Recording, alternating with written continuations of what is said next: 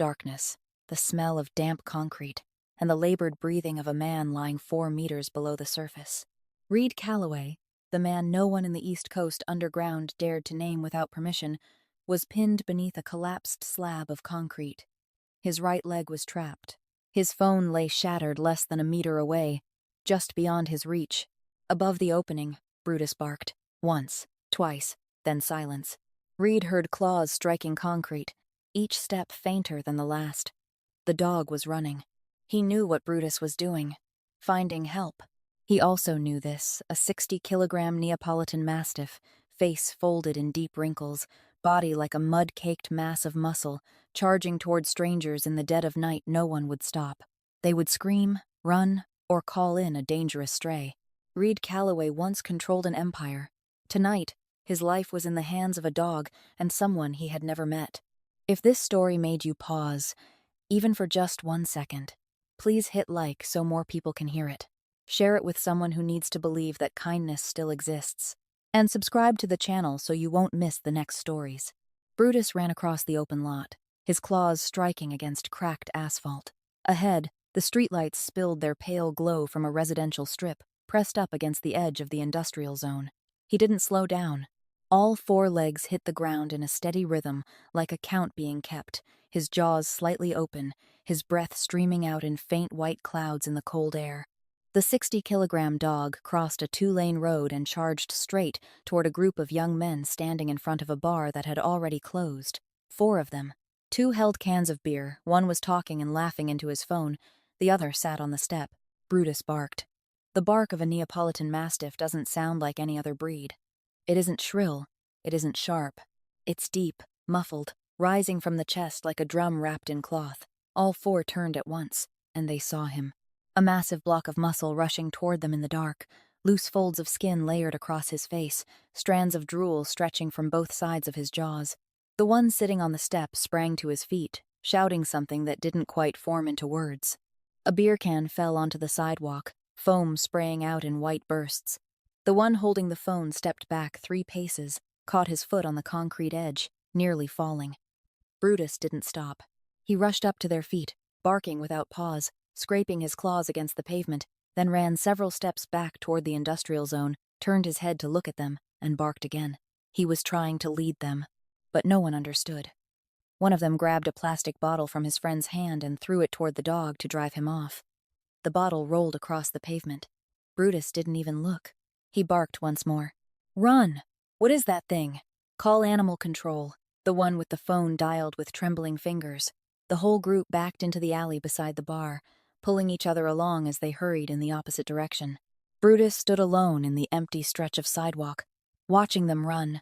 Then he turned and ran the other way. Down in the basement, Reed lay still and listened.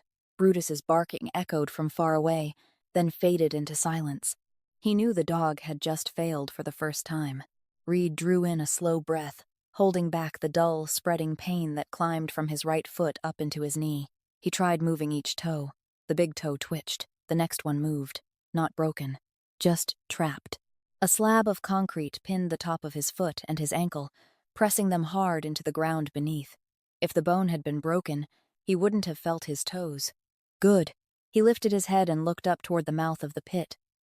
4 meters. The sides were old concrete, with a few rough edges jutting out. If he could free his foot, he might be able to grip those and climb. But first, he had to free it. Reed reached to his right. His fingers brushed against a length of scrap rebar buried in the debris. He pulled it closer, braced one end against the edge of the slab pinning his foot, and set the other end against a chunk of broken brick for leverage. He pushed down with all his strength. The metal bent slightly. The slab shifted a few millimeters, then stopped. Not enough leverage, he tried again, changing the angle. Still not enough. Reed stopped. He set the metal bar down beside him. He didn't panic. He lay back, staring up at the sky through the opening above, calculating. Brutus had been gone about 15 minutes. The residential area was a few 100 meters away.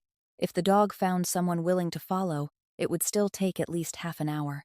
If he didn't find anyone, he would come back. Then run out again.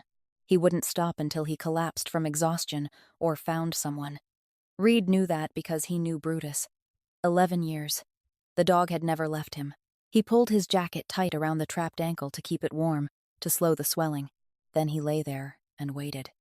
Not waiting for someone to save him. Waiting for Brutus to finish the task he couldn't do for him. Brutus turned onto the narrow road that ran along the industrial fence. His claws were starting to hurt, each step striking the asphalt with a faint, burning pain that spread from his paws up to his elbows. But he didn't slow down. Ahead, about 50 meters away, a pickup truck was parked close to the curb, the light inside the cab still on. The driver sat inside, the window halfway down, a cup of coffee in one hand, his eyes lowered to his phone. Brutus ran straight toward him. He didn't bark this time. He whined. A long, deep whine pulled up from his throat like the cry of an animal begging. He planted his front paws on the truck door, his claws scraping down the metal paint with a shriek that made the driver jolt so hard the coffee spilled into his lap. The man looked up and found himself staring straight into Brutus's face through the open window. That face was less than 30 centimeters from his. Folds of skin lay stacked over one another, deep eyes set beneath loose flesh, drool dripping from the edge of his mouth onto the truck's window frame. The driver screamed, his hand slamming against the steering wheel, the blaring horn tearing through the quiet of the late-night road. Brutus startled at the horn, but he didn't back away. He scraped once more and whined louder. The driver rolled up the window, turned the key, and the engine roared. The pickup shot away, its tires grinding against the road, leaving Brutus standing in the empty lane with his front paws still lifted in the air. He lowered them. He stood there, watching the truck's taillights shrink and disappear around the bend. His breathing was heavier now. He stayed there for a few seconds, then ran again. The road led to a small intersection. The traffic light blinked yellow. A middle-aged man was walking on the opposite sidewalk, carrying a plastic bag, moving with the quick steps of someone who wanted to get home soon. Brutus crossed the street. This time, he changed his approach. He didn't charge straight at him. He didn't bark. He ran beside the man, then circled in front and blocked his path. The man stopped, frowning down at him. Brutus lifted his face and looked at him, whining softly, then gently bit the sleeve of his coat and pulled toward the industrial zone. The man yanked his arm back. "Let go." Brutus didn't let go. He pulled harder, his whole body crouched low, all four paws scraping across the sidewalk as he tried to drag the man after him.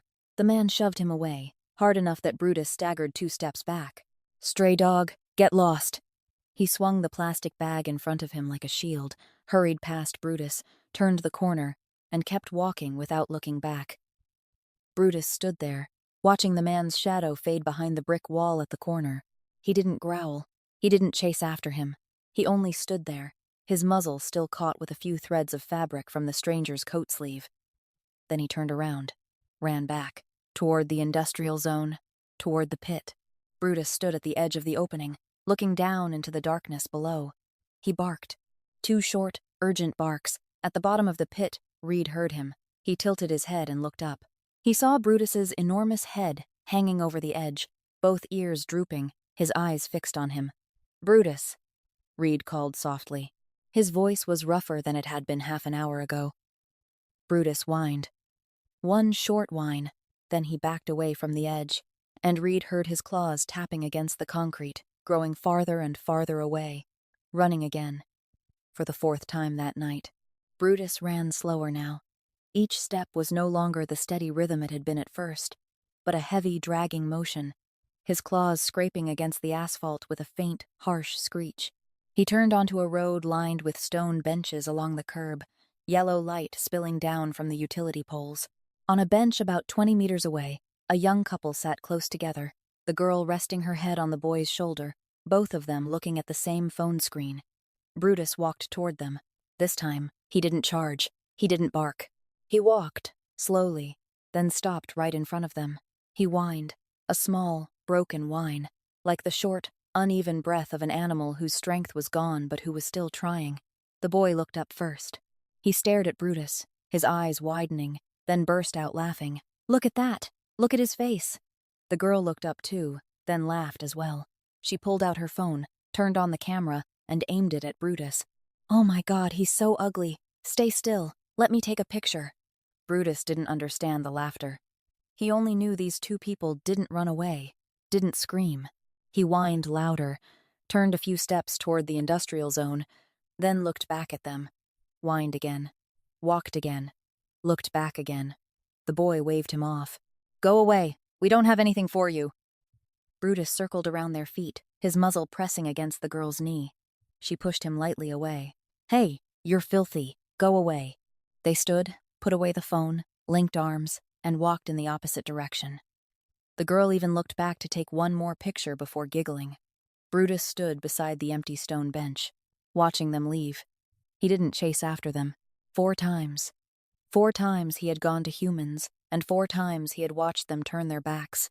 He lowered his head and licked his right front paw.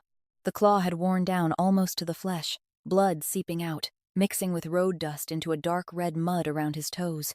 The left paw wasn't much better. He had been running for more than 1 hour across rough asphalt, over concrete, broken brick, and gravel. His feet weren't made to run on things like that all night. Brutus stood up. He kept running, much slower than before, his gait now slightly uneven because his right paw hurt more than his left, but he ran. The road opened onto a long sidewalk, connecting the residential area to the last stop of the bus line. The sidewalk was empty. The streetlights flickered weakly. And at the end of that sidewalk, a woman was walking. June Whitmore moved quickly along the pavement, her head lowered, both hands tucked into the pockets of her thin coat. Her night cleaning shift had ended 20 minutes ago. Her shoes were wet from mopping floors, her back ached, and all she wanted was to get back to her rented room, take a hot shower, and sleep. She didn't look up, didn't look around. She took this road every night, knew every pothole, every tree root. Then she heard breathing, heavy, ragged. Right behind her, June turned, and she saw him. A giant dog standing less than 3 meters away. A wrinkled face, sagging skin, deep-set eyes. A body half as large as hers, covered in dust and dried mud. He stood there, panting, watching her. June stepped back once. Her heart beat faster, but she didn't scream, didn't run. She stood still and looked back at him. The dog didn't growl, didn't bare his teeth, didn't lunge. He only stood there, looking at her, and whined. June looked down at his feet. Blood. His claws were worn almost all the way down, blood seeping onto the sidewalk, leaving faint red paw prints across the gray concrete. This dog had been running for a long time. Very far. She looked back into his eyes. They weren't vicious eyes. They weren't the eyes of an animal that wanted to attack. They were the eyes of a creature exhausted beyond measure and still refusing to stop, because there was something more important than the pain in his feet. Brutus whined once more. Then he turned, ran a few steps toward the industrial zone, stopped, and looked back at her, ran a few more steps, stopped, looked back. June stood on the sidewalk, watching the dog run and turn back, run and turn back. She looked at the bloody footprints he had left on the pavement. She didn't know whose dog he was, didn't know where he wanted to lead her, didn't know what waited ahead. But she knew one thing. An animal that had run until its feet bled and still refused to give up wasn't playing. June followed. Brutus led June across the 2-lane road, then turned into a path covered with weeds growing up through the cracks in the old concrete. The abandoned industrial zone rose ahead, its gray-black buildings stamped against the brightening sky like hollow skulls. June slowed. Instinct told her to stop. There were no lights here, no people, no reason for a girl to walk into this place at almost 4 o'clock in the morning. But the dog ahead of her didn't stop. He looked back at her, whined softly, then kept running. His run was a dragging motion now, his right front paw touching the ground and lifting again almost at once because of the pain. June followed. Brutus led her across the cracked concrete yard of an old warehouse, around a heap of rusted metal stacked together, then stopped in front of a 2-story building whose roof had half collapsed. He stood at the edge of a hole in the first floor, where the concrete floor had caved down into the basement below. Brutus barked. 2 urgent barks, aimed downward. June came closer and looked down. Darkness. She couldn't see anything. Then she heard it. Breathing. Heavy, slow, steady but weak. The breathing of someone trying to hold a rhythm. June lay flat on her stomach at the edge of the hole, both hands gripping the cold concrete floor. "Is someone down there?" Silence stretched for 2 seconds. Then a man's voice echoed up, hoarse, drained, but every word was clear. "Yes." My leg's trapped. Do you have a phone? June pulled out her phone. Yes. I'm calling emergency services. Call them. Then call this number. The man below recited a string of numbers. 10 digits. He said it once, slowly, without repeating himself. The voice of a man used to giving orders, even while lying beneath 4 meters of broken concrete. June called 911 first. She reported the location, the abandoned industrial zone on the east side, a person trapped in the basement after the floor collapsed, rescue team needed. She described it briefly, precisely, without panic. Then she called the second number. It rang twice. A man's voice answered, alert, even in the middle of the night. Who is this? I don't know who he is. But he's trapped under a basement in the east side industrial zone. He told me to call this number. Silence for 1 second. Then the voice on the other end changed completely, sharper and faster. Send me your location. I'm coming now. No more questions. That was Perry Shaw. June sent the location, then set the phone down beside the edge of the hole and lay flat again, her face turned toward the darkness. I called. Emergency services are coming. The other man's coming too. There was no answer. Hey, are you still awake? Awake. One word. June understood that the man down there was saving every scrap of strength he had left.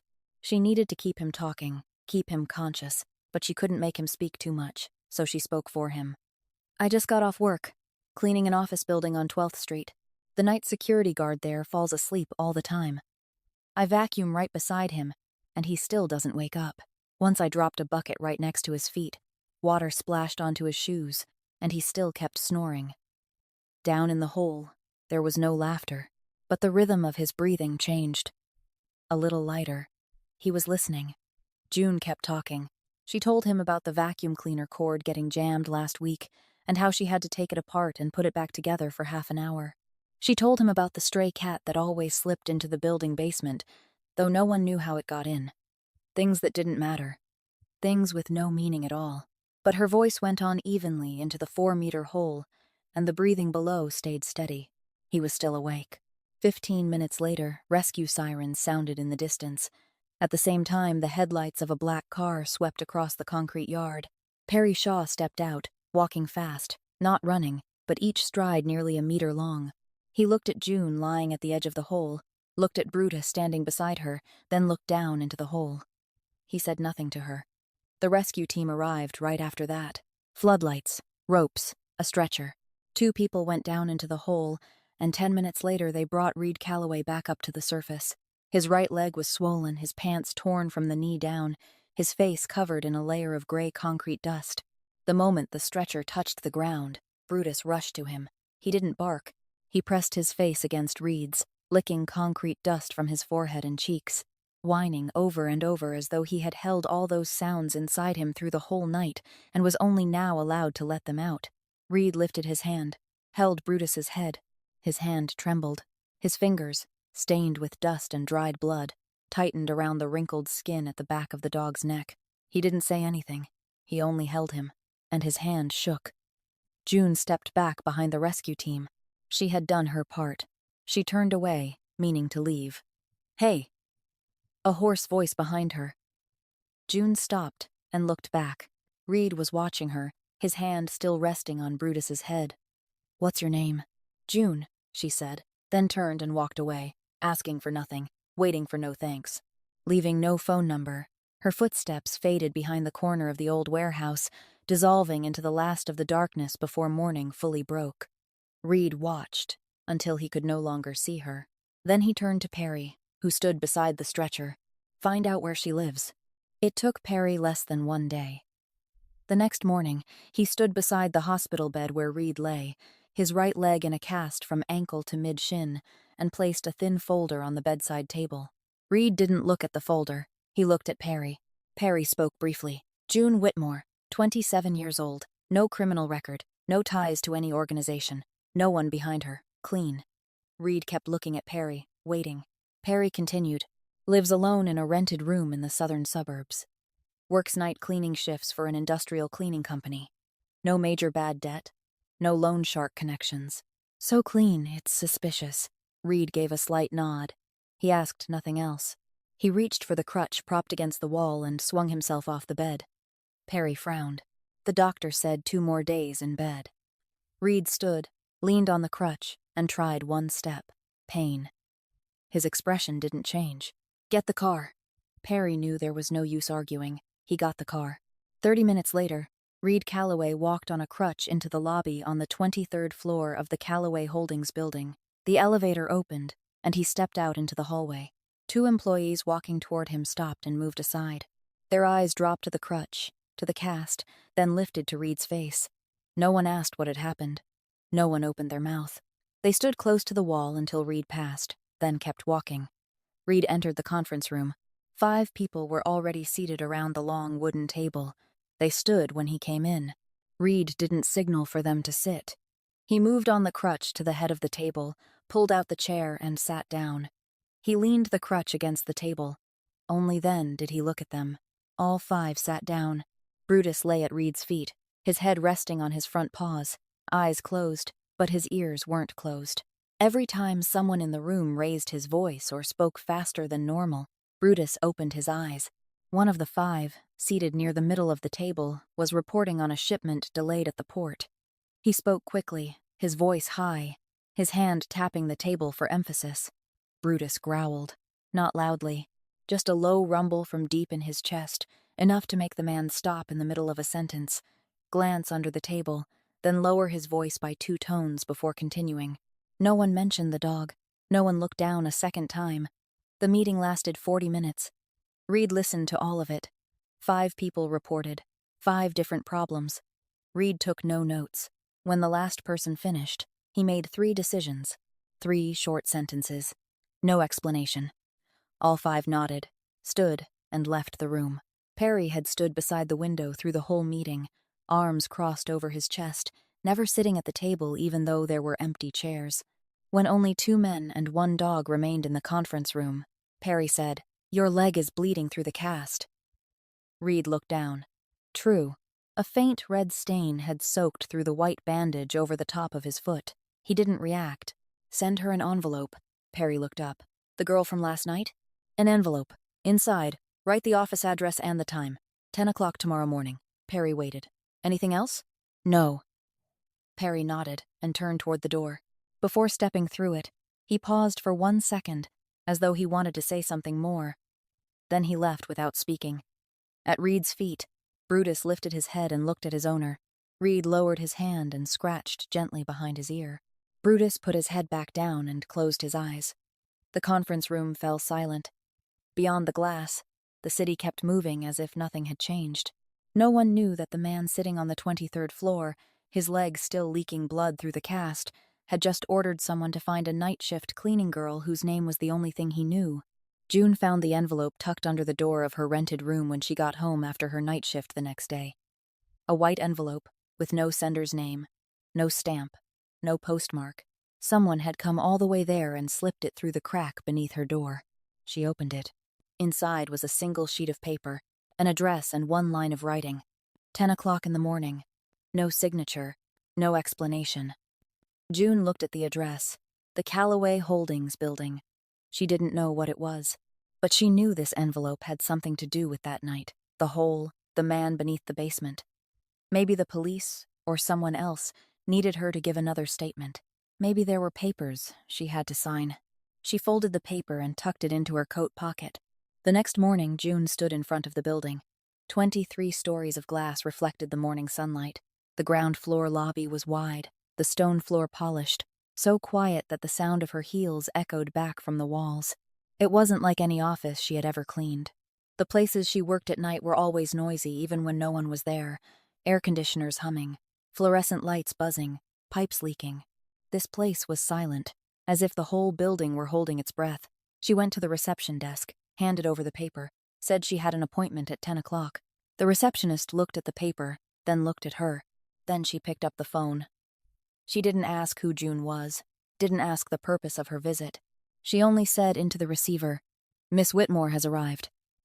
Then a man in a black suit appeared, led June into the elevator, and pressed the button for the 23rd floor. He didn't say a word the entire way. The elevator doors opened. June stepped into a wide room with glass windows overlooking the entire eastern skyline. Reed Calloway sat at the desk, his crutch leaning beside him. He looked up when she entered. Before Reed could open his mouth, Brutus rose from where he had been lying beneath the desk. The dog walked straight to June and pressed his nose into the hand hanging at her side. His nose was warm, damp, pushing into her palm before nudging upward lightly as if asking for her attention. June looked down. This dog looked nothing like he had that night. Clean, smooth, coated, but she recognized his eyes at once, those deep-set eyes beneath folds of loose skin that had looked at her on the sidewalk at almost 4 o'clock in the morning. June placed her hand on his head and stroked him gently. Then she looked up. Reed was watching the scene. He wasn't looking into her eyes. He was looking at her hand on Brutus's head. "Sit down." June sat in the chair opposite the desk, her back straight, both hands resting on her thighs. The posture of someone used to waiting in places that didn't belong to her. Reed spoke. No circling around it. "I need a personal assistant. The workday starts at 8 o'clock in the morning and ends at 6 o'clock in the evening, possibly later depending on the day. The salary is 10 times what you're making at the cleaning company." June's expression didn't change. She looked at Reed, looked at the crutch beside the desk, looked at the room on the 23rd floor, looked at Brutus lying down by her feet. Then she said, "You asked me here because I called emergency services for you that night?" Reed didn't answer, which meant yes. June stood. "I don't sell favors. Thank you for the offer, but no." She turned and walked toward the elevator. Brutus lifted his head and watched her leave, but didn't follow. Reed didn't call her back either. He sat there, watching the elevator doors close behind her. Perry stepped in from the door to the adjoining room. He had been standing there listening from the beginning. "That's the first time I've seen someone turn you down and still walk out through the front door." Reed didn't look at Perry. He looked at Brutus. The dog was still staring toward the elevator doors where June had just disappeared, his tail lying still on the floor. 1 week after June walked out through the elevator doors on the 23rd floor, everything collapsed. Not all at once.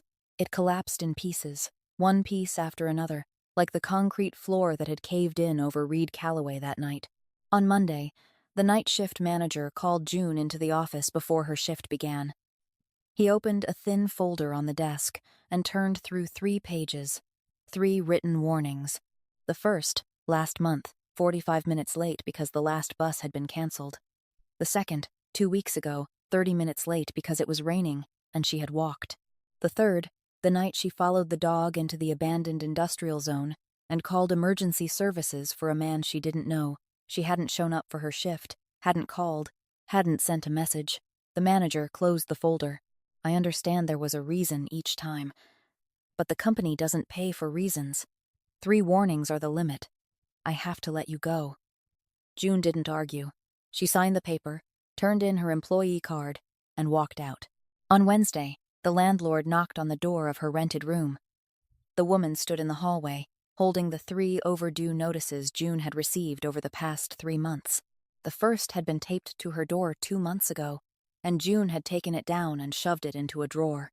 The second had been slipped under the door last month, and June had read it, folded it, and put it in the same place. The third had arrived last week, clearly stating the deadline was the 30th. Today was the 30th. "June, I've waited 3 months. I have bills to pay too. You have to move out this weekend." June looked at the landlord, not angry, not asking for more time. The woman was right. 3 warnings, each one a month apart. It wasn't sudden. It wasn't unfair. June simply didn't have the money. On Friday, June sat on the sidewalk in front of her old rented room. Beside her feet was a canvas duffel bag containing everything she owned. Clothes, a spare pair of work shoes, a toothbrush, a medical textbook she never threw away even though she had dropped out 2 years ago. It was late afternoon, the sunlight slanting gold across the pavement. People passed back and forth. No one looked at her. A girl sitting on a sidewalk beside a bag wasn't a rare sight in this neighborhood. June searched her wallet. $17. An expired bus card, identification papers, and an ivory white business card, the corner embossed with the words, Calloway Holdings. She didn't remember exactly when she had picked it up. Maybe while she was sitting in the office on the 23rd floor, waiting for Reed to say why he had called her there. Maybe it had been lying on the desk and she had taken it out of habit. She didn't know, but it was in her wallet. June looked at the business card, looked at it for a long time. Then she took out her phone and dialed the number on the card. It rang 3 times. Perry Shaw's voice. "Who is this?" "June Whitmore." Silence for 2 seconds. "Come here. I'll send the address." He didn't ask why she had called. Didn't ask what she needed. Didn't ask anything at all. Her phone vibrated, and a message appeared with the address. June looked at the screen, looked at the bag beside her feet, looked at the sidewalk. Then she stood, picked up the bag, and walked to the bus stop. 40 minutes later, she stood in front of the Calloway Holdings building for the second time. Perry was already waiting in the lobby and led her up to the 23rd floor. Reed sat in the same place as before. The crutch still leaned beside the desk. He watched her step inside, looked at the duffel bag on her shoulder, looked at the wet shoes she still hadn't been able to change out of after her final shift. He didn't say, "I knew you would call." He didn't say, "I was waiting for you." He said, "Start tomorrow. Perry will arrange housing." 6 words, brief, Lud, no pity. He didn't ask whether she agreed, because she was already here, and they both knew what that meant. On the first day, June arrived at 7:45, 15 minutes earlier than the scheduled time. Perry led her into a small room beside Reed's office, where there was a desk, a computer, a desk phone, and a stack of files as tall as her face. Perry pointed at the stack. "His appointments for this week. Rearrange them by day, each day by time. If any appointments overlap, tell me, and I'll decide which one stays and which one gets canceled. If the phone rings, answer it. Write down the name and number. Promise nothing, and don't transfer anyone unless he or I tell you to." June nodded. Perry left. He didn't add, "Ask me if you need anything," or, "You'll get used to it." He left, as if he had just given a task to someone he expected to handle it on her own. June opened the stack of files and began. She worked in silence. No music, no muttering, no personal calls. Her hands turned the pages steadily, her pen moving quickly across the paper. She read each appointment, wrote down the date and time, and sorted them. Some files were stamped confidential, and she didn't open them. She set them aside and didn't look at them a second time. The phone rang 4 times that morning. She answered all 4 calls. Her voice stayed even and brief. Name, number, reason for the call, written down on paper, no extra questions. At noon, Perry stopped by her room. "Come." He looked at the stack of files, now divided into 5 sections by each day of the week, each section clipped with its own note. Looked at the 4 call slips arranged neatly beside the phone. Looked at the 2 files stamped confidential, separated at the corner of the desk, unopened. Perry said nothing. He returned to Reed's office. "How is she?" Reed asked without looking up from the document he was reading. "Finishes the work and disappears. Doesn't talk to anyone. Doesn't touch confidential files." Reed gave a slight nod. That afternoon, the meeting began at 3 o'clock. June was walking down the hallway to bring Perry a completed appointment schedule when the conference room door opened. She stopped. Not out of curiosity, because the door had opened right in front of her, and she had to wait for the people inside to come out first. But no one came out. She looked in. The conference room was large, with a long wooden table and 6 chairs on each side. 5 men sat around the table, and Reed sat at the head of it. His crutch leaned beside his chair. His right hand rested on the table, his left on the armrest. His face held no expression. His eyes looked straight ahead, not at anyone in particular, but everyone knew he was listening. A man on the left was speaking. His voice was quick, slightly tense, his right hand spread on the tabletop as if he were trying to persuade. He spoke about some agreement in the South, about a partner who was hesitating, about needing to make a commitment this week or they would lose the opportunity. Reed didn't react, didn't nod, didn't shake his head, didn't lift a hand, didn't frown. He only sat there, listening. The second man spoke, then the third. Each one presented his problem, each voice a little lower than the one before, as if the room had an invisible volume limit no one dared to cross. When the last man finished, the conference room fell silent. 5 men looked toward Reed, waiting. Reed opened his mouth. 1 sentence. Cancel the Southern Agreement. Move resources to the Eastern Port. 10-day deadline. No one objected. No one asked why. No one looked straight into his eyes. Only Perry, standing by the window behind Reed with his arms crossed over his chest, looked directly at him without needing to lower his head. Reed stood. The whole room stood with him, almost at the same time, like a reflex trained over many years. Reed reached for his crutch and stepped toward the door. Brutus rose from the corner of the room, where he had lain still through the whole meeting, and walked beside him. One step from Reed, one step from Brutus, side by side, in the same rhythm. They passed through the conference room doorway, past June standing in the hallway with the papers in her hands. Reed didn't look at her. Brutus didn't stop either. Both went straight toward the office at the end of the hallway, and the door closed behind them. June stood there for a few more seconds. Then she walked on, brought the appointment schedule to Perry's office, placed it on his desk, and returned to her own workstation. Without saying a word. It began on the second day. June had just stepped out of the elevator on the 23rd floor when Brutus was already there, not exactly waiting at the elevator doors, but rather he had heard the elevator chime from inside Reed's office, stood up, walked into the hallway, and waited. When the doors opened and June stepped out, he went straight to her, pressed his head against her hip, then walked beside her the whole way from the elevator to her office. The third day was exactly the same. The fourth day, exactly the same. By the fifth day, an accounting employee standing in the copy room looked through the glass door and saw Brutus walking beside June down the hallway, then turned to the coworker beside him and said quietly, "That dog growls at me every time I walk past his office. 3 years now. I have to take the long way around by the west stairwell to avoid him. She's only been here a week, and he follows her around like a pet." His coworker didn't answer, because no one on the 23rd floor dared comment on anything related to Reed Calloway, including his dog. But they looked. Everyone looked. Every morning, Brutus came out to greet June. Every afternoon, when June left her desk to bring documents to Perry or place the appointment schedule on Reed's desk, Brutus followed her, not clinging to her, not fussing loudly around her. He simply walked in the same direction, a few steps away, as if she were part of his territory and he needed to patrol her. Reed said nothing about it. He saw it. Every morning when June arrived and Brutus stood and went out into the hallway, he saw it. But he didn't order Brutus to stop, and he didn't ask June whether it bothered her. He only watched, then turned back to his work. 2 weeks after June started, one evening, Reed came back late from an outside meeting, almost 10 o'clock at night. Perry drove, dropped Reed at the lobby, then left. Reed took the elevator on his crutch, up to the 23rd floor. The hallway was dark, with only the light from his office spilling out through the half-open door. He pushed the door, and stopped. Diff, diff, diff.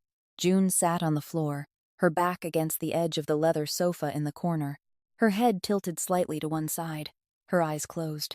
On her lap was a stack of papers she had been sorting, a ballpoint pen still caught between 2 fingers of her right hand.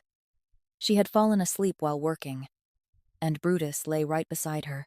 His enormous, wrinkled head rested on her left thigh, just beside the papers. His eyes were closed.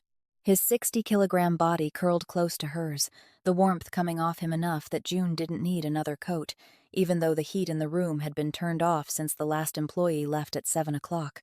June's left hand rested lightly on Brutus's neck, her fingers slightly curved, as if before sleep took her, she had been scratching behind his ear and stopped halfway through. Reed stood in the doorway, his crutch pressed against the floor, his hand tight around the horizontal grip. He didn't step inside. Normally, Brutus would lift his head the moment he heard a door open. He was a guard dog, his reflexes faster than any security system Perry had ever installed. But now he didn't lift his head. His ears twitched slightly, which meant he heard Reed arrive. He knew his owner was there, but he didn't get up. He chose to stay still. Reed looked at the scene. The night shift cleaning girl, whose name was the only thing he had known, sitting on the floor of his office, asleep among papers, and his dog, the dog who for 11 years had never willingly lain beside anyone but him, resting his head on her lap as if that was where he belonged. Reed stood in the doorway a while longer. Then he stepped back, pulled the door nearly closed, and went into the empty conference room next door. He sat in the chair at the head of the table in the dark, set the crutch down on the floor, and stayed there alone. He didn't turn on the light, didn't call anyone, didn't do anything. He only sat there, in the empty room, thinking about something he had no word for. A few nights later, June brought coffee into Reed's office at almost 11 o'clock. She didn't knock, because the door was open. Reed sat behind his desk, the light from the laptop screen casting itself across his face, his right hand holding the phone to his ear, though he wasn't speaking, only listening. He signaled for her to set the coffee on the desk. June put the cup down and turned to leave. Reed hung up. "Wait." June stopped and turned back. Reed looked at her, not the way a boss looks at an employee, not the way he had looked at her the night she turned him down either. This time, he looked at her as if he were weighing a question he had never asked anyone before.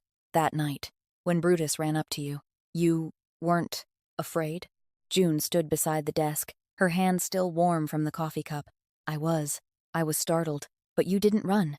"No. Why?" June was quiet for a moment. Not because she didn't know the answer, because she was choosing how to say it. "I'm not afraid of an animal that's scared. I'm afraid of a human being who's calm." Reed didn't answer. He picked up the coffee, took a sip, then set it down. The silence stretched, but it wasn't heavy. It was the kind of silence between two people who didn't need to fill the empty space with words. June pulled out a chair and sat down. Not because Reed had invited her, because she understood the conversation wasn't over. And she was right. Reed asked again, his voice lower. "When did you learn to tell the difference?" "When I was little. In the neighborhood where I grew up, people didn't yell when they were about to do something terrible. They were very calm." Reed gave a slight nod. A nod June wasn't sure how to read, but she had the feeling he understood exactly what she had just said. Not because he had grown up in a bad neighborhood too, but because he was the kind of person she had just described. That was the first night.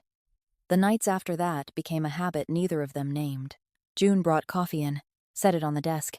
Sometimes Reed said nothing, and she left. Sometimes he said one sentence, she answered, and then silence lasted 10 minutes before one of them spoke again. Conversations with no beginning and no end. Small pieces falling loose. One night, June mentioned her father, not at length. Just one sentence.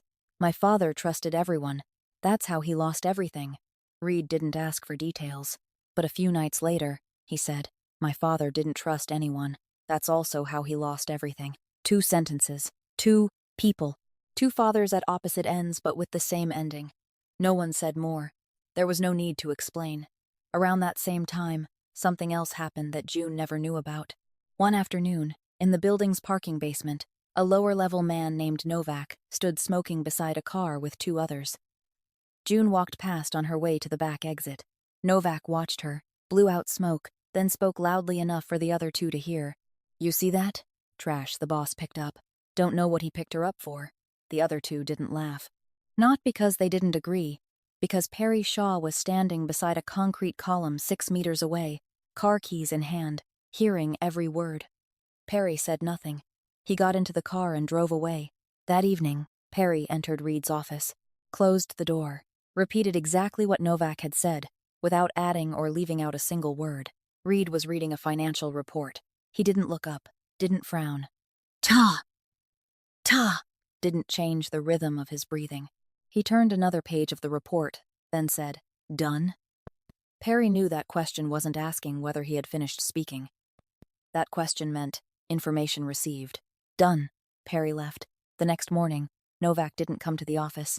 His desk on the 15th floor was cleared before 8 o'clock in the morning. His personal belongings were boxed and sent to an address in another state. No announcement, no explanation. Novak disappeared from the organization as if he had never existed.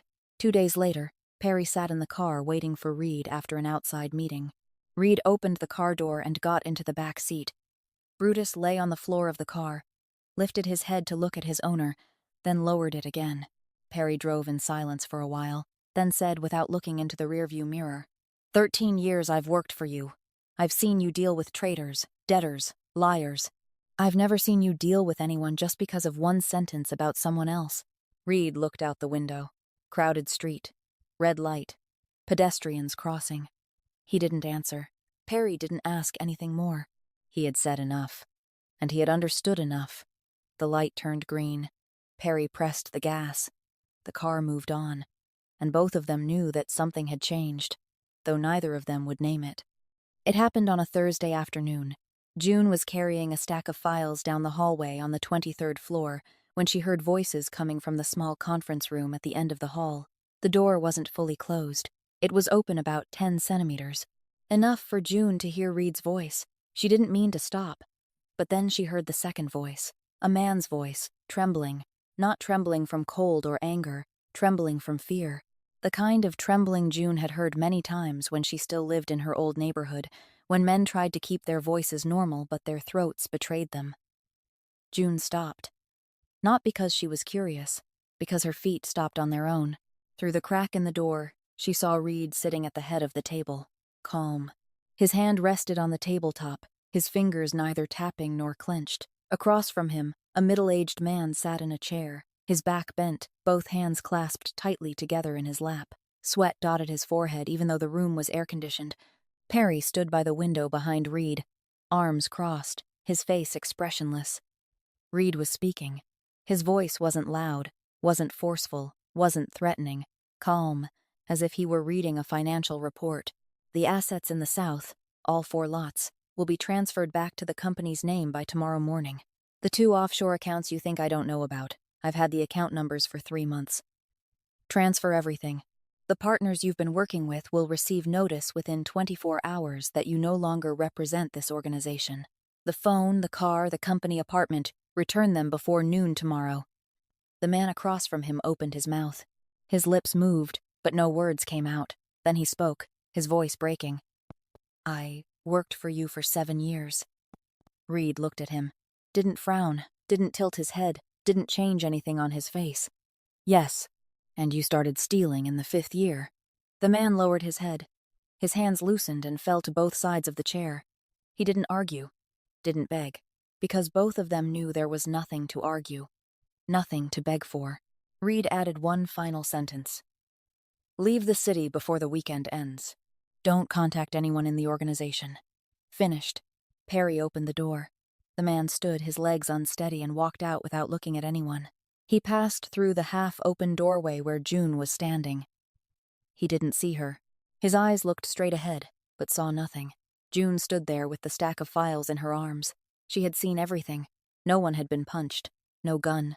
No blood. Only one man sitting calmly and saying a few sentences, and another man losing everything he had built in 7 years before he could even finish the glass of water on the table. That evening, June didn't bring coffee into Reed's office. She finished sorting the papers, placed them on Perry's desk, then went straight back to the housing Perry had arranged for her. No goodbye. No glance into Reed's office as she passed. Reed knew. He sat in his office, listening to her footsteps move down the hallway without stopping. He didn't stand, didn't call out, didn't explain. He knew what she had seen. And he knew that explaining or justifying himself was something he never did with anyone, not even her. In the days that followed, June still came to work on time, still organized files, still answered the phone, still took notes. But she didn't stay late, didn't bring coffee in, didn't sit in the chair across from Reed's desk and talk with him at night. She finished her work and left. Reed felt the distance. It wasn't large.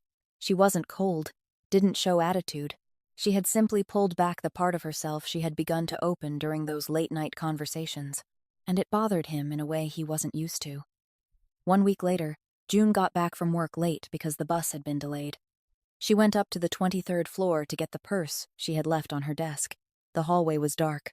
All the employees had gone home, but light spilled from Reed's office through the partly open door. She walked past and saw.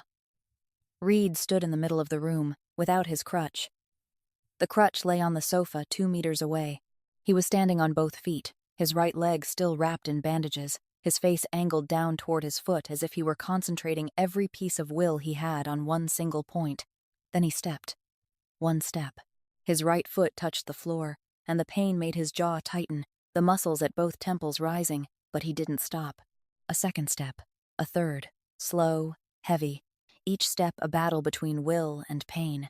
He didn't call Perry. Didn't call anyone. Didn't press a button for an employee. He was teaching himself to walk again alone, in an empty office, at almost 10 o'clock at night, clenching his teeth through the pain without making a sound. June stood in the hallway, watching through the crack in the door, and she thought about herself. About the nights she had walked back to her rented room alone after work, feet aching, back sore, not calling anyone because there was no one to call. About all the times she had handled everything herself because she didn't know how to ask anyone for help. The man practicing his steps in that room, the man who had destroyed another person's life with a few calm sentences on Thursday afternoon, was also the man gritting his teeth and learning to walk alone, refusing to call anyone to help. June took her purse and went home. But the next evening, she brought coffee into Reed's office at 10 o'clock, set it on the desk, said nothing, then sat down in the chair across from him. Across the city, inside a penthouse on the 31st floor of a building that bore no one's name, Garrison Holt sat looking at photographs. Not landscape photographs, not family photographs, but 28 candid shots taken over the course of 3 weeks, all centered on one person, Reed Calloway. Garrison turned through them one by one. Reed stepping out of a black car in front of the Calloway Holdings building, leaning on a crutch, Perry walking beside him. Reed sitting in a high-floor restaurant across from 2 men in suits, Brutus lying beneath the table at his feet. Reed entering a building in the Eastern Port District without the crutch, his step slightly uneven but walking on his own. Garrison had known Reed since Reed was a 19-year-old kid standing there to receive his father's coffin. Garrison knew because Garrison was the one who had put Reed's father in that coffin. 13 years ago, Garrison Holt had been Reed's father's closest ally in the West. The 2 men shared territory, shared profit, shared risk, until Garrison decided that sharing wasn't as good as taking everything. He didn't do it with his own hands. Garrison never did anything with his own hands if it could be traced back to him. He arranged, waited, and let everything happen as if it were an accident. Reed's father died. Garrison took the Western Territory and waited for the 19-year-old kid to collapse on his own within a year. But that kid didn't collapse. He rebuilt.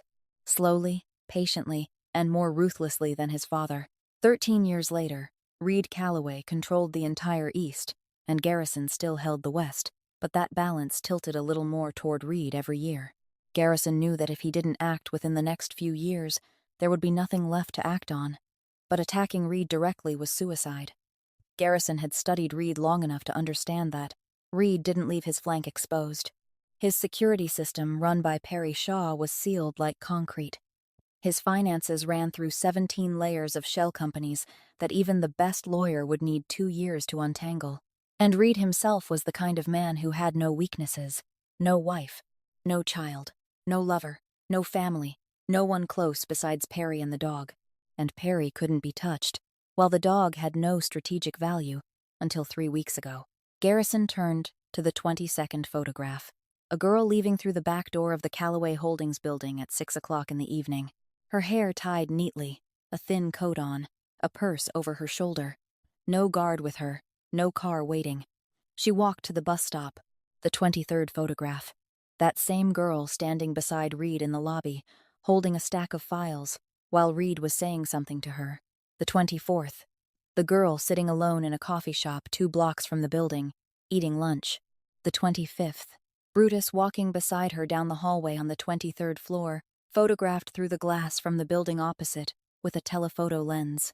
Garrison set the photograph down, picked up the phone, dialed a number. It rang 4 times. A man answered, and Garrison spoke, his voice slow, each word clear. Calloway has a new girl, not a girl from the life, no security, walks home every night, name's June Whitmore. Silence on the other end of the line. Then the man asked, "How do you want it handled?" "No need to hurt her. Bring her to me, unharmed. I only need Calloway to know I have her." "You sure?" "Touching one of Calloway's people means there's no going back." Garrison smiled. Not the kind of smile that held any joy. The kind of smile belonging to a man who had weighed every consequence and still decided to move forward. "I waited 13 years for that boy to leave one place open. 13 years, he had nothing but money and a dog. Now he has someone he cares enough about to keep beside him without assigning security. Do you know what that means? It means, for the first time in 13 years, Reed Calloway is thinking with something other than his head." Garrison hung up, set the phone down beside the stack of photographs. Then he rose, stepped out onto the balcony, and looked toward the east side of the city, where the Calloway Holdings building stood tall in the night lights. He wasn't in a hurry. Garrison Holt was never in a hurry. He had waited 13 years. Waiting a few more days didn't matter. 3 days after Garrison Holt hung up the phone on the balcony of his penthouse, June Whitmore stepped out through the back door of the Calloway Holdings building at 6:15 in the evening.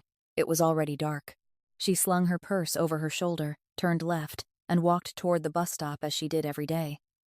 She had taken this road every evening since she started working for Reed. 2 blocks, turn right, past the coffee shop that had already closed, then reach the stop, a 5-minute walk. She knew every crack in the sidewalk by heart. She didn't look up, didn't look around. Just like the night she first met Brutus, she walked with her head lowered, with the quick steps of someone who only wanted to get home. The dark van was parked close to the curb, about 10 meters away from her. She didn't notice it. Pedestrians in the city didn't pay attention to cars parked along the road. When she passed, the 2 rear doors opened at once. 2 men got out, fast. Efficient. One blocked her path, the other stood behind her. June stopped. Her instincts reacted before her mind could process it. She stepped back once, but her back hit the chest of the man behind her. The man in front grabbed her arm and pulled her toward the van. June yanked her hand away. She opened her mouth, but the man behind her had already placed a hand on her shoulder, pressing down, pushing her toward the van door. The whole thing happened in less than 10 seconds. The door closed, the van pulled away, the sidewalk was empty. No one had seen. 23 floors above, Reed Calloway was sitting in a conference room with 4 regional leads responsible for the Eastern Port District. Brutus lay at his feet. The meeting had started at 5 o'clock and was expected to last until 7. Reed had kept Brutus with him because this was an important meeting, with unfamiliar faces from out of town, and Brutus was part of the message Reed sent in every encounter. "This is my territory. Even the dog belongs to me." The meeting ended at 6:45. Earlier than expected, Perry stood by the window, checking his phone as everyone left the room. Reed reached for the phone on the table. Habit, checking messages, missed calls, nothing from June. Normally she would send one message when she got back to her place. Brief, without emotion. "I'm home." 2 words. Every night. Tonight, there was nothing. Reed looked at the clock. 6:45. She had left the building at 6:15. 30 minutes was enough to get back to her place. Reed called. It rang. Rang. No one answered. He called a second time. Rang. No answer. Reed set the phone down, looked at Perry. Perry looked back. Before he could say anything, Reed's phone vibrated. "An unknown number," Reed answered. The voice on the other end was slow, relaxed, carrying a smile the listener could imagine even without seeing it. "Calloway. Long time no see. You must be busy, huh? So busy you couldn't even assign someone to follow your girl home every night." Reed didn't speak. Garrison continued. "She's sitting in front of me, intact. I don't need to hurt her. I only need you to know I have her." Silence. Garrison waited. Waited for Reed to get angry. Waited for Reed to shout. Waited for Reed to threaten him. Anything that proved Reed Calloway was losing control. But on the other end of the line, there was only steady breathing. Then the call ended. Reed had hung up. He placed the phone on the glass tabletop. His right hand remained on the table. 5 fingers spread out, then closed, slowly, tightly, tighter, so tightly that his knuckles went white. The glass tabletop beneath his palm gave a small crack. A fracture ran from under the base of his fingers toward the edge of the table, thin as a strand of hair, but clear beneath the fluorescent lights. Perry looked at the crack in the table, then looked up at Reed's face. His face hadn't changed. No frown, no clenched jaw, no flush of anger. But Perry had worked with Reed for 13 years. He didn't need to look at his face.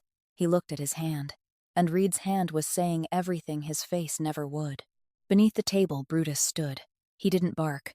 He paced forward, then back, then forward again, his muzzle slightly open, a faint rasp rising from his throat.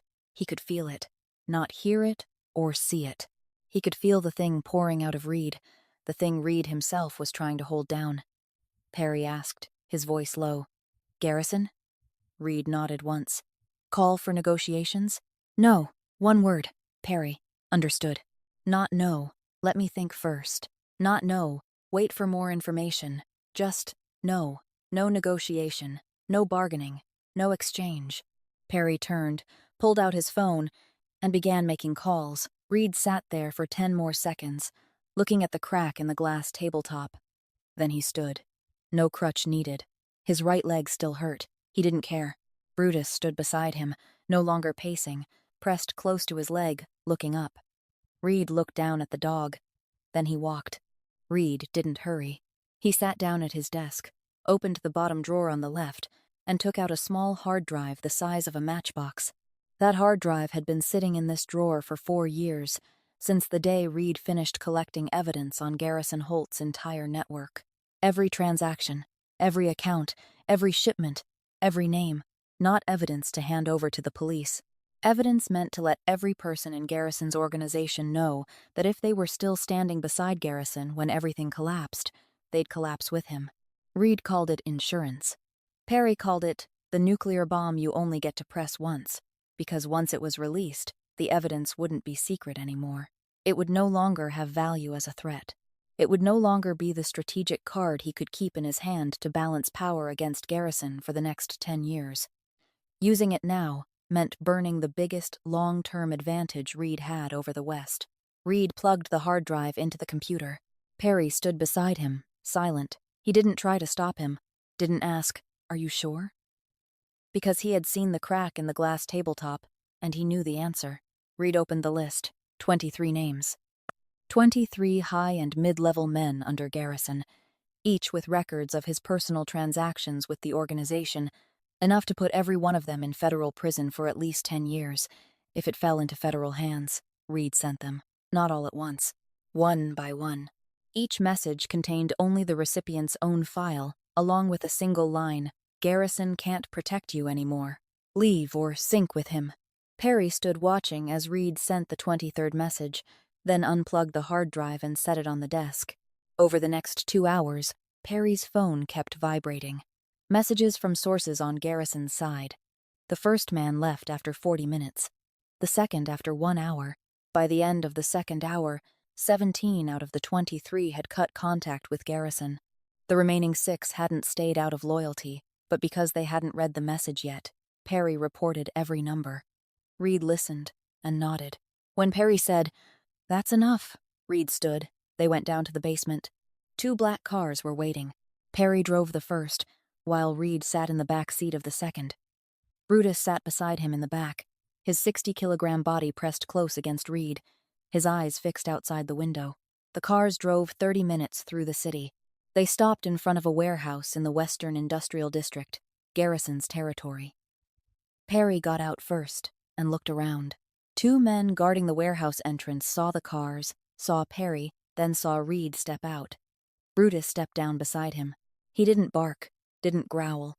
He only walked, side by side with Reed, every step of the dog matching every step of his owner.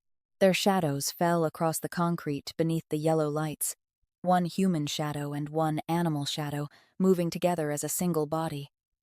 The 2 guards looked at Brutus, then looked at each other, then stepped aside. No one stopped them. Perry opened the warehouse door. Inside, Garrison Holt sat alone in a chair in the middle of the room. No one remained around him. His men had all left. Garrison watched Reed walk in. His face tried to hold its calm, but his eyes had already spoken for him, the eyes of a man who knew he had lost but hadn't accepted it yet. Reed didn't look at Garrison. He looked toward the corner of the room. June sat on an iron chair, her hands bound tightly behind her with plastic ties. Her eyes were red, but she wasn't crying. She watched Reed come in, and she said nothing. Reed walked straight to her. Each footstep rang clearly over the concrete floor of the empty warehouse. He knelt beside the chair, took the small knife Perry handed him, and cut the plastic ties. Her hands fell loose. She curled her fingers several times as blood returned to the tips. Reed looked at her, looked carefully, checking. No bruise on her face, no scratches on her hands except the red marks left by the plastic ties. He said 2 words, "Go home." June stood. Her legs trembled slightly, but she could walk. Reed placed a hand on her back, lightly, guiding her toward the door. He didn't turn back to look at Garrison. Didn't say a single word to Garrison. That was the greatest insult Reed could give a man. Not anger, not threat. Complete disregard, as if Garrison didn't deserve even one sentence from him. Outside the warehouse, Perry waited beside the car. When Reed and June came out, Perry opened the rear door for June, then walked around to the driver's seat. Reed sat beside June. Brutus jumped in and lay at their feet. The car moved. 10 minutes of silence. Perry looked in the rearview mirror, then said evenly, "You know how much it cost to use that evidence now." Reed didn't look at Perry. Perry named a number large enough to buy 3 buildings like Calloway Holdings. Reed didn't react, didn't frown, didn't sigh, nothing at all. Perry shook his head, looked forward, and kept driving. 5 more minutes of silence. Then June spoke. Her voice was hoarse, small, but clear. "I don't want to become the thing people use to strike at you." Reed looked straight ahead. He didn't turn toward her. Too late. The car drove on through the night. No one said anything more. 2 days after the night at the warehouse, June knocked on Reed's office door, 8 o'clock in the morning, 15 minutes before work began. She stood in the doorway, the canvas duffel bag on her shoulder, the only bag she had brought with her on the first day she stepped into this building. Reed sat behind the desk, looked up, looked at the bag. He understood immediately. She didn't need to speak, but she still did. "I don't belong in this world." Reed set down his pen, looked at her. Not the cold look he gave his subordinates, not the controlled look he gave his enemies. He only looked at her, and waited. June continued. 3 days ago, someone dragged me into a van in the middle of the street because I stood beside you. I sat in that warehouse for 3 hours not knowing what was going to happen to me. I don't want to live like that. I don't want to become your burden. And I don't want to become the card someone pulls out every time they want to strike at you. Her voice didn't tremble. She had prepared these sentences since last night, lying in the room Perry had arranged for her, staring at the ceiling, arranging every word in her head. She didn't want to come here and stammer, leave something out, or worse, finish speaking and cry. She didn't allow herself to cry in front of anyone. Reed listened until she was done. He was quiet for a while. Then he said, his voice even, "I don't keep anyone where they don't want to be. Not angry, not sad, not trying to convince her. Just a statement. The way he made decisions in a conference room. Brief, final, with no explanation." June nodded. She turned and walked toward the door. After 3 steps, she stopped, not because she had changed her mind, because Brutus was lying across the doorway. The 60-kilogram dog stretched across the floor, his body taking up almost the entire frame of the exit. His head rested on his front paws, his eyes open, staring straight at her. He didn't growl, didn't bare his teeth, didn't rise in protest. He only lay there, silent, watching her. June looked down at him. "Brutus, move!" Brutus didn't budge. His ears drooped slightly, but his eyes stayed on her and didn't leave. June looked around. There was no other way out of the room, unless she stepped over him. And she couldn't step over him.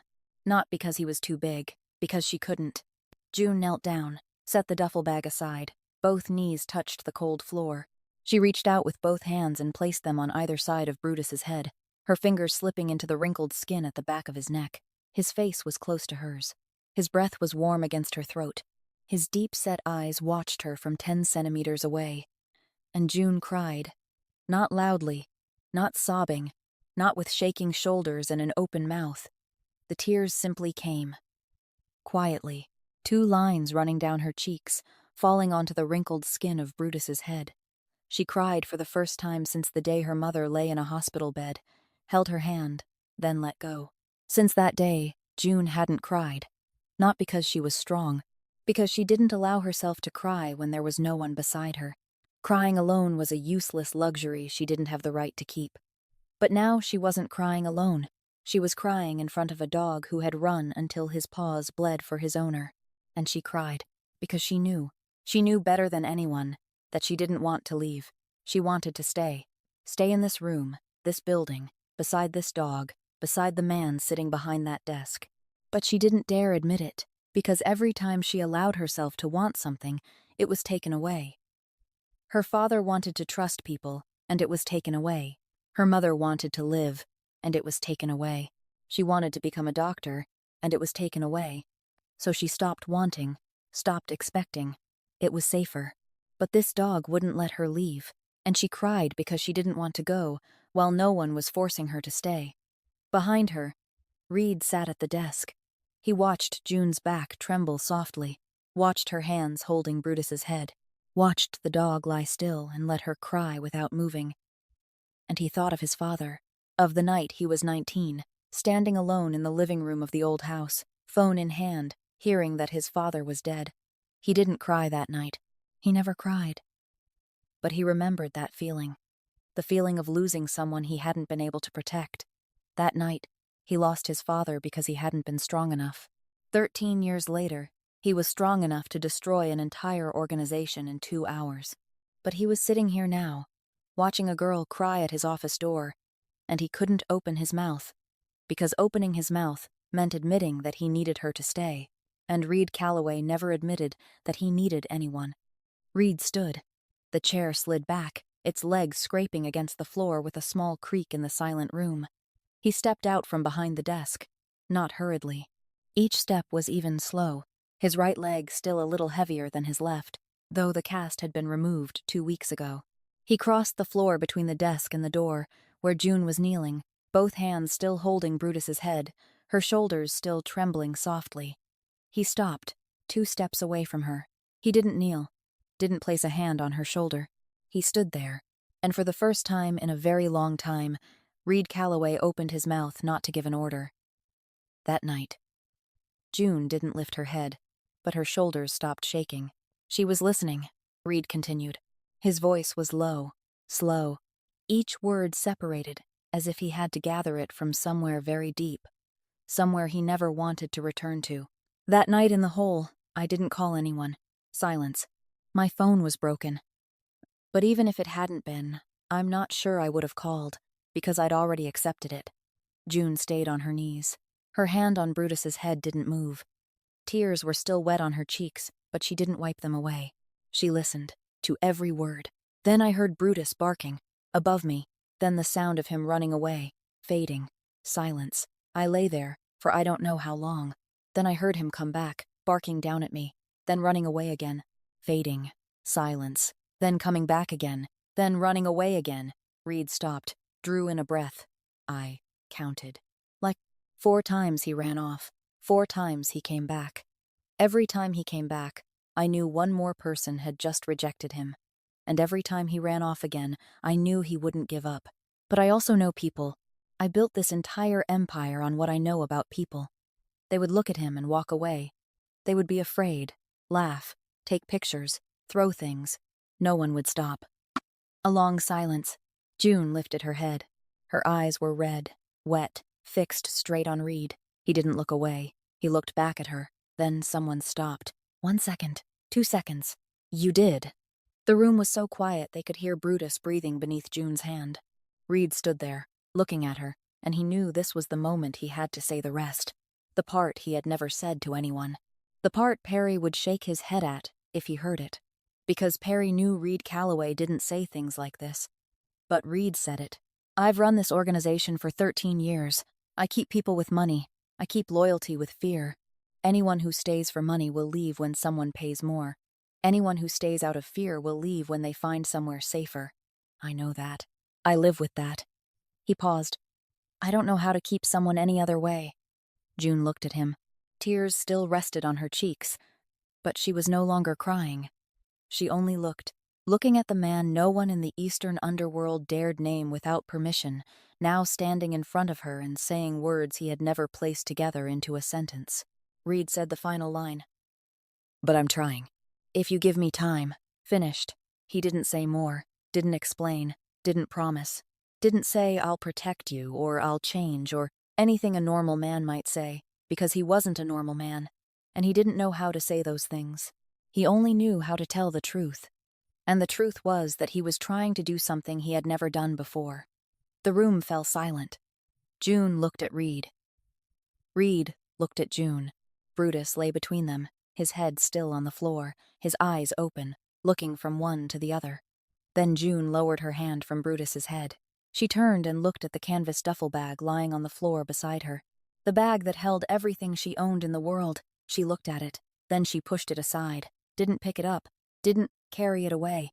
Pushed it aside. Left it there. She said nothing.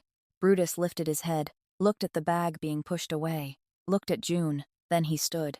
His short stub of a tail, the tail that almost never wagged because a Neapolitan Mastiff wasn't the kind of dog that wagged its tail, began to move, slowly. To the left. To the right. To the left. Brutus wagged his tail. Outside in the hallway, Perry Shaw leaned against the wall beside the doorway.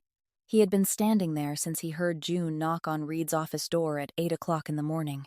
He heard everything, every word, every silence between the words, and now he heard Brutus's tail tapping lightly against the leg of the desk as it wagged. Perry turned his face away, looked toward the end of the hallway, didn't step inside, didn't say anything. He was the man who had walked beside Reed for 13 years, had watched Reed build an empire from ashes, had watched Reed destroy enemies with calm, had watched Reed sit alone in an empty conference room night after night without calling anyone. And today, he had heard Reed say words he hadn't heard in 13 years. Perry stood there for a few more seconds. Then he pushed himself away from the wall and walked down the hallway, the sound of his shoes fading, leaving behind the half-open door, the silent room, and 3 living beings standing together without needing one more word. 3 weeks after the morning Brutus wagged his tail, everything returned to its old rhythm. June worked. Reed ran things. Perry coordinated between the two of them the way he always did, efficient, emotionless, on time. But there was something different. Reed called Perry into his office one evening after June had gone home. He handed Perry a sheet of paper. Perry read it, read it again, then looked up. You want me to contact the medical school admissions office? She dropped out in her 3rd year. I want her to go back. Perry set the paper on the desk. I'm a security advisor, not the head of admissions. Reed looked at him, said nothing. That look was enough. Perry picked up the paper, slipped it into his jacket pocket, and walked out. In 13 years working for Reed Calloway, Perry Shaw had handled many things beyond his job description. Cleaning up scenes, moving cash across state lines, negotiating with men holding knives to each other's throats. But calling a university admissions office to ask about readmission procedures for a medical student who had dropped out 2 years ago, this was a first. Perry took 5 days. 5 days of phone calls, emails, an in-person meeting with an associate dean, and a large enough educational donation from the Calloway Holdings Foundation for the school to look at June Whitmore's file again. Not a bribe. The school did have a support program for students returning after an interruption. It was just that a process that normally took 3 months had been compressed by Perry into 5 days. When Perry placed the completed paperwork on Reed's desk, he said, "Done. The admission letter will be sent to her address this week." Reed nodded. "Does she know?" "No. Keep it that way." Perry looked at Reed for another second, then left, without comment. But on his way out, he muttered softly enough for only himself to hear, 13 years. From handling betrayal to handling admission files. The next Tuesday, June opened the mailbox at the housing Perry had arranged for her. Inside was an envelope from the university. She opened it, an admission letter, with her name on it. Fall semester, tuition fully paid. June read the letter twice. Then she folded it, slipped it into her coat pocket, and went straight to the Calloway Holdings building. She didn't wait until work hours, didn't call ahead. She stepped into the elevator, went up to the 23rd floor, and walked straight into Reed's office without knocking. Reed was reading a report. Brutus lifted his head when June came in, his tail swaying. But June didn't look at Brutus. She placed the letter on Reed's desk. "Explain." Reed looked at the letter, then looked up, not surprised. He knew she would find out. He didn't know how she would react, but he knew she would find out because June Whitmore wasn't the kind of person who received something without asking where it came from. "You saved my life. I'm repaying a debt." June looked at him. Her eyes weren't red like last time. This time, they were sharp. "I didn't ask you to repay me like this. You're capable. You only lacked money. I have money. It's that simple." "No, it isn't simple." June placed both hands on the desk and leaned forward. "You don't have the right to arrange my life just because you have money. You didn't ask whether I wanted to go back to school. You didn't ask whether I was ready. You didn't ask anything. You just decided, did it? Then put it in front of me like it was already settled. Reed set his pen down, looked at her. He wasn't used to being spoken to straight to his face. Perry dared to speak directly, but Perry did it differently, like someone who knew where the line was. June spoke directly as if she didn't know where the line was, or knew and didn't care. The room was silent for several seconds. Brutus looked from June to Reed, then from Reed to June, his head tilting slightly to one side. Reed spoke, slower than usual. Then how do you want it? June straightened. If you want to pay for my education, it's a loan. I borrow it. I pay it back. When I graduate, I repay every cent. Reed looked at her. Someone had just offered to pay back something most people would have accepted with endless thanks. He could say no. He could say, I don't need you to repay me. He could say that to him, that amount mattered less than a lunch. But he looked into her eyes and understood this wasn't about money. This was about choice. She didn't want anyone arranging her life. Not even him. Especially not him. Reed nodded. Fine, alone. June looked at him a moment longer, as if checking whether he had nodded because he truly agreed, or because he wanted her to be quiet. Then she picked up the letter and slipped it into her pocket. Thank you. For the loan. She turned and walked out.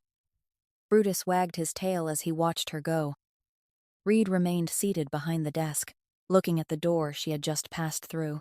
This was the first time in 13 years that Reed Calloway had yielded to someone for a reason that wasn't strategic. 4 months later, the penthouse balcony on the 23rd floor, night had fallen, and the city lights stretched below like a glowing net reaching all the way to the horizon. Reed sat in his chair, a financial report in his hand, page 12 out of 36 that Perry had placed on his desk earlier that afternoon. He read slowly, his finger marking the margins on the lines Perry would need to handle the next day. Beside him, June sat in the second chair, her legs drawn up, her back resting against the armrest, an anatomy textbook open across her lap. She bit the tip of her pen, frowning at a diagram of the nervous system she had been staring at for 20 minutes and still hadn't memorized all the cranial nerve branches. Next to her chair sat a cup of coffee that had gone cold long ago, forgotten. Reed didn't know what she was studying. He didn't ask. He only knew that every night, when he sat on the balcony reading reports, she brought her books and sat beside him.